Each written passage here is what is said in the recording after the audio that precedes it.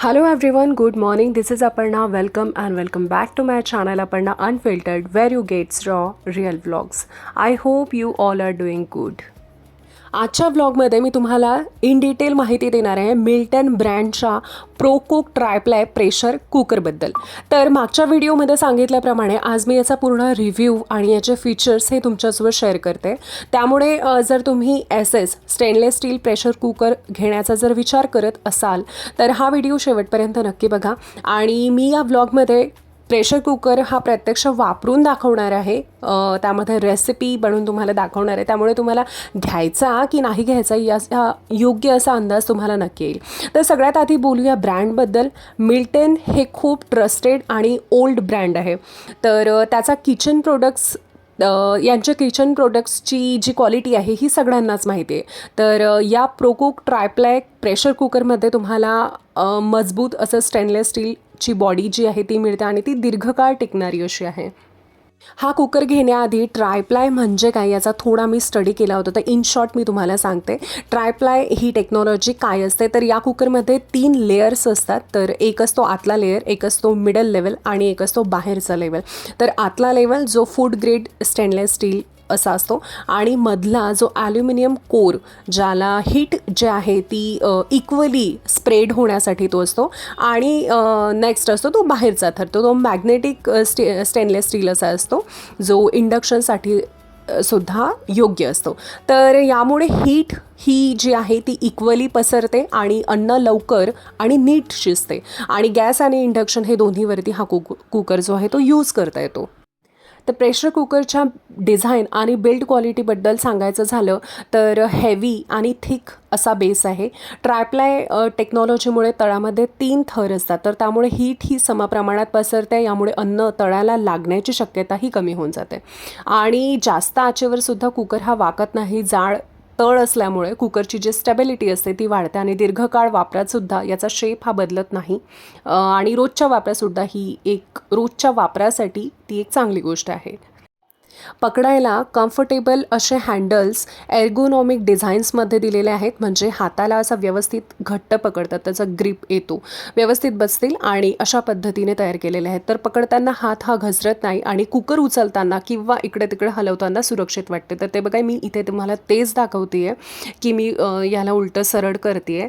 आणि handle heat resistance मटेरियलचे असल्यामुळे स्वयंपाक करताना जास्त असे गरम होत नाही. त्यामुळे सेफ्टी आणि कम्फर्ट हे दोन्ही आपल्याला मिळतात.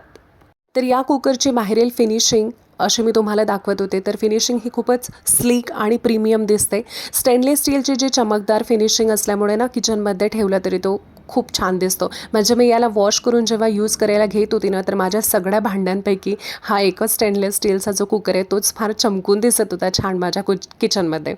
तर हे फक्त उपयोगीच नाही तर दिसायलाही हा आकर्षक आहे. तुम्ही बघू शकता की याचा जो शेप आहे तो किती छान आहे. अगदी हंडी डिझाईनमध्ये मी घेतलं आहे याला. आणि त्याची पॉलिशिंग आणि फिनिशिंग ही दीर्घकाळ टिकणारी आहे. तर इथे मी प्रेशर कुकरचे लीड आणि व्हिसल चेक करत होते. तर या प्रेशर कुकरमध्ये सुरक्षित आणि लीड लॉकिंग सिस्टम दिलेलं आहे. त्यामुळे काय होतं की झाकण हे नीट बसतं आणि तेच मी इथे चेक करत होते. मी आतल्या झाकणाचा असा घेतलेला आहे म्हणजे ज्याचं जे आहे ते झाकण आतून आपण ओपन करतो. बाहेरच्या झाकणाचे सुद्धा होते. तर तुमच्या यूजवरती आहे. तुम्ही पहिलेपासून जसा यूज करत असाल तसं तुम्ही घेऊ शकता. आणि प्रेशर कुकर बिल्ड झाल्यानंतर लिकेज होत नाही. लॉकिंग मेकॅनिझम हे स्मूथ आहे.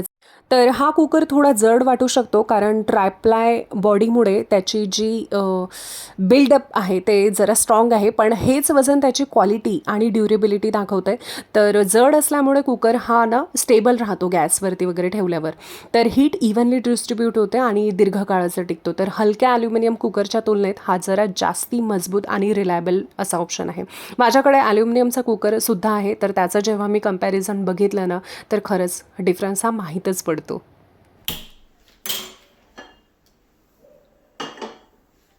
तर आता माझ्या किचनमध्ये एक नवीन युटेन्सिल ॲड झालेलं आहे. ते मी पहिल्यांदाच आता वापरायला काढते आहे. नवीन भांडं घेतलं की सगळ्यात आधी त्यातमध्ये काय बनवायचं हा जेव्हा मी विचार केला तर काहीतरी सोपं पटकन होणारं आणि सगळ्यांना आवडणारं गोड असं काहीतरी बनवायचा विचार केला. तर म्हणूनच आज मी या नवीन कुकरमध्ये इन्स्टंट अशी राईस खीर बनवते आहे. तर इथे मी खीर बनवायला सुरुवात केली आहे. 1 ते 2 टेबलस्पून तूप इथे मी टाकलेलं आहे आणि त्याच्यावरती तांदूळ छान स्वच्छ वॉश करून घेतले आणि त्याच्यावरती भाजून घेतले छान तुपावरती. तर त्याचा एक अरोमा येतो, तो खूप छान असा वेगळा येतो.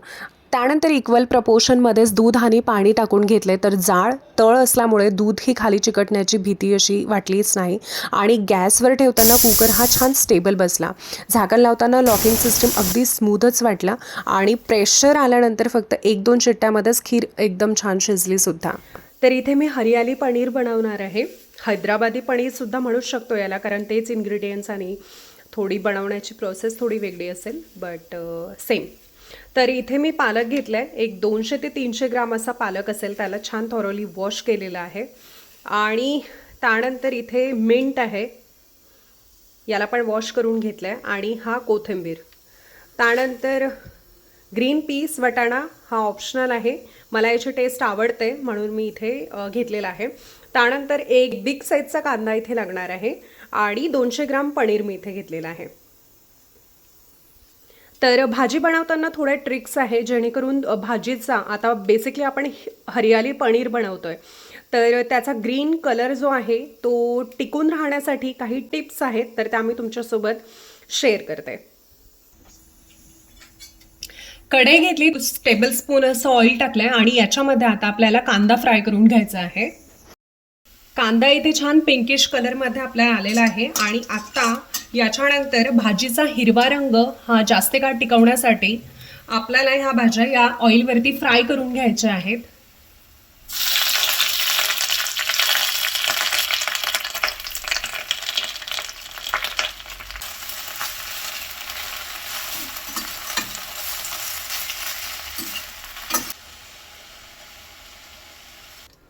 इथे चेक करूया की खीरसाठी राईस हा कशा पद्धतीने छान शिजलेला आहे.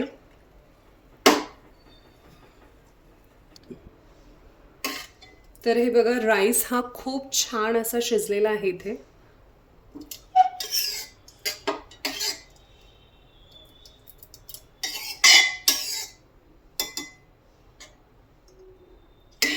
आता हे बे लीफ जे आहे आपण ते फॉर एक्स्ट्रा फ्लेवरसाठी घातलं होतं, तर ते आता काढून टाकायचं आहे, कारण पूर्णपणे फ्लेवर या राईसमध्ये आता त्याचा आलेला आहे. आता याच्यामध्ये मी थोडं केसर घालते.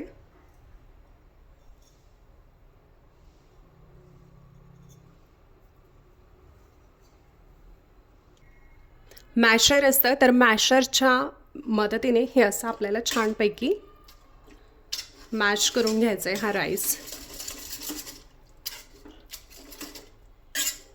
हलके हलकेसे ग्रेन्ससुद्धा सोडायचे आहे, कारण राईसची जी खीर असते तांदळाची, तर त्याला ग्रेन्स हे खूप छान लागतात.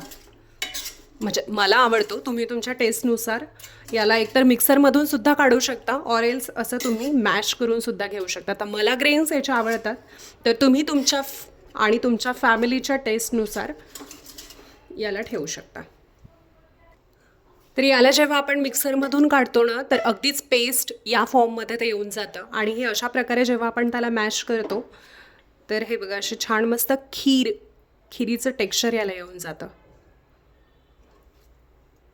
तर इथे माझा गॅस पूर्णपणे बंद होता. आता मी त्याला चालू करून घेते. आता मी या वाटीनी हाफ वाटी असे तांदूळ घेतले होते, तर याच्यामध्ये ट्रिपल रेशोनी याच्यामध्ये मी आता दूध ॲड करणार आहे.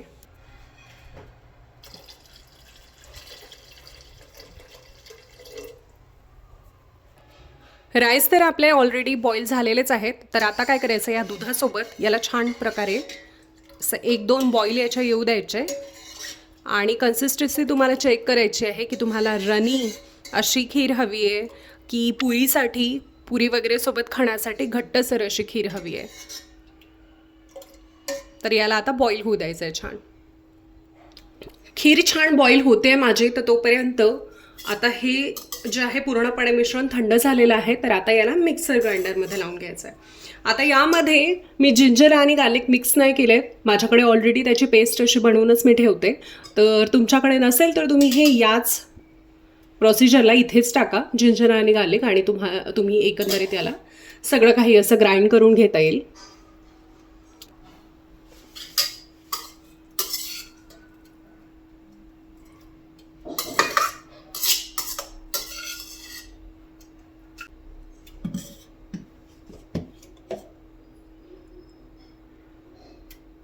आता याला थोडं अजून क्रीमी टेक्स्चर यावं म्हणून काही पनीरचे पीसेस मी याला ॲड करते आणि परत हे ग्राइंड करून घे. हे जे क्यूब्स करून ठेवले हे शॅलो फ्राय करून घेते. युजली मी घेत नाही, मला याचं असंच टेक्स्चर आवडतं. पण तर आज आपण हरियाली पनीर बनवतोय, तर ते नको पालक पनीर सारखं दिसायला म्हणून याला थोडं शॅलो फ्राय असं करून घेते. तर तुम्ही बटरवर करून घेऊ शकता. मी इथे छान असं साजूक तूप घातलं आहे, म्हणजे तुपाचा असा खूप छान फ्लेवर येतो.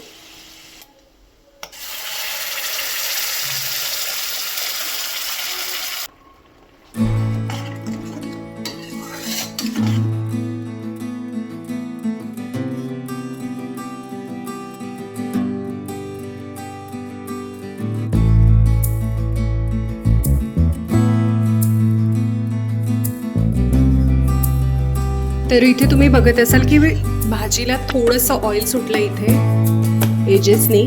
तर मी ऑइलच याच्यामध्ये फार कमी टाकलं होतं, तर त्यामुळे हे काही जास्त ऑइल असं तुम्हाला दिसणार नाही भाजीमध्ये. जर तुम्हाला खूपच झणझणीत आणि थोडंसं अजून ऑइली असं टेक्स्चर हवं असेल भाजीचं, तर तुम्ही इथे ऑइल ॲड करू शकता, जास्त ऑइल ॲड करू शकता. तर ही भाजी खूप अशी ग्रेव्हीची बनत नाही, पनीरच्या अंगाभोवती बस एवढंच पाणी याला हवं असतं.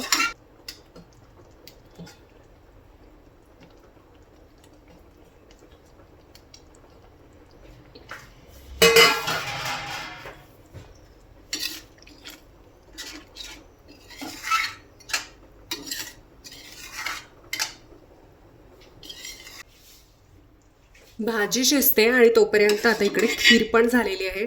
तर बघा, राईस आणि दूध हे असं सोबत पडायला हवं. ती खीर अशी छानपणे झाली आहे असं समजावं.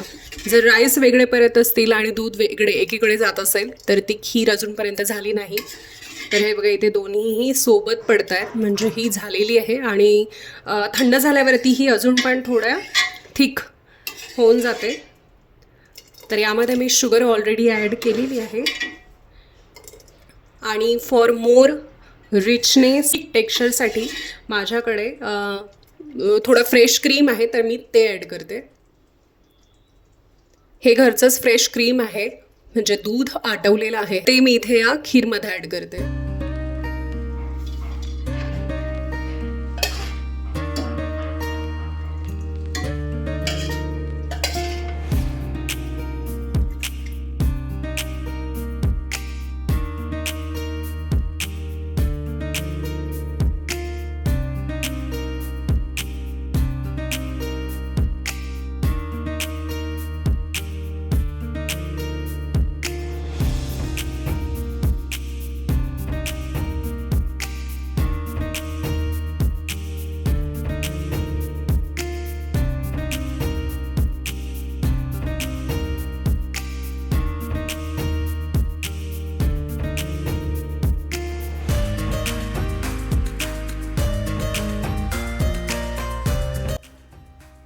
तर ही ॲक्टिव्हिटी बघा, जेव्हा मी यूट्यूब चॅनल स्टार्ट करायचं होतं तर मिष्टू कुठल्या ब्रेकमध्ये केलं होतं आपण? आय थिंक तुला क्रिसमस हॉलिडेज होत आहे ना.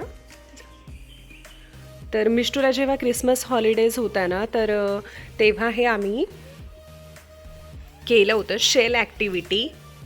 तर पिस्ता जे असतं त्याच्यावरचं जे कव्हर असतं हार्ड, त्याला ब्रेक करून छान असं एक आर्टिफॅक्ट्स आम्ही बनवण्याचा प्रयत्न इथं केला होता. तर आम्ही ही रीलमध्ये बघितलं होतं आणि त्यानंतर आम्ही हे केलं होतं.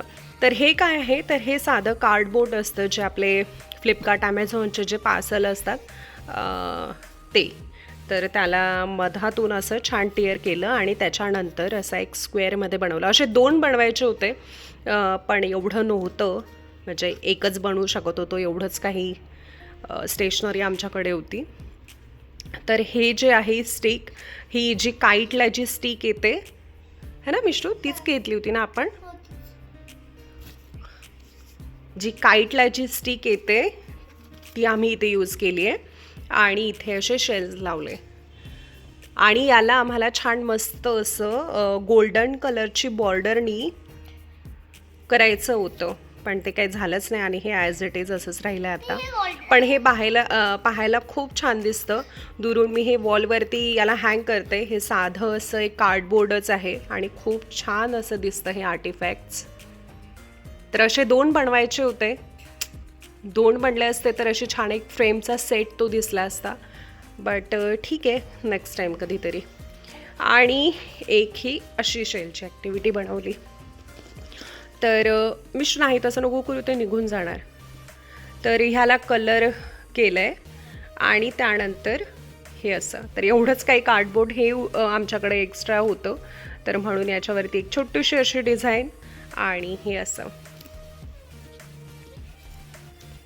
तर बघा किती सुंदर दिसतं आहे. आणि लहान मुलांना ना अशा ॲक्टिव्हिटीज वगैरे केल्या तर एकतर त्या ॲक्टिव्हिटी आपण स्वतः केल्या याचा त्यांना आनंद पण भरपूर असतो आणि त्यांची क्रिएटिव्हिटी वाढते, इमॅजिनेशन ते छान प्रकारे करू शकतात. तर ही बघा, ही एक खूप छान ॲक्टिव्हिटी आहे. येणाऱ्या समर ब्रेकमध्ये वगैरे ही तुम्ही तुमच्या मुलांसोबत वगैरे ट्राय करू शकता. खूप वेळपर्यंत मुलं बिझी राहतात आणि आपण काहीतरी एक छान असं टाकाऊ वस्तूपासून टिकाऊ असं काहीतरी केलं म्हणजे बेस्ट असं काहीतरी केलं आणि घरामध्ये जर ते मी ते असं हँग करते किंवा ठेवते तर ते तिला छान वाटतं की एक कॉन्फिडेंट येतो मुलांमध्ये की येस आपण जेही काही ॲक्टिव्हिटीज वगैरे करतो ते मी हँग करण्याचा प्रयत्न करते. शुभकरोति कल्याणं आरोग्यं संपदा शत्रुबुद्धिविनाशाय दीपज्योति समप्रभ दिवा दिवा दीपकार काली गुडल होती हार दिव्याला पाहून नमस्कार दिवा जळलो देवापाशी उजेडतो तुळशी पाशी माझा सर्व नमस्कार सर्व देवापाशी घरातील किडा बाहेर जाओ बाहेरील लक्ष्मी घरात येऊ घरातील सर्वांना उदंड आयुष्य प्रदान निशंक हो निर्भय हो म्हणारे प्रचंड स्वामी बळपाठीशी रे अतर्क्य अद्भुत हे स्वर्णगामी अशक्य अशक्य परतीर स्वामी.